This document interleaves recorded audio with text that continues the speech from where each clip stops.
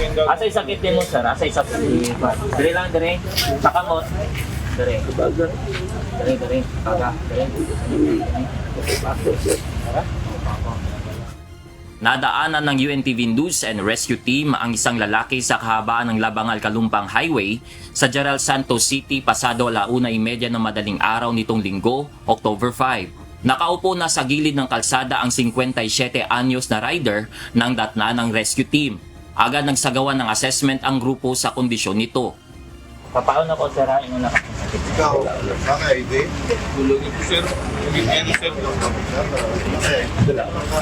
Iniinda ng lalaki ang pananakit ng kanyang ulo at kanang balikat.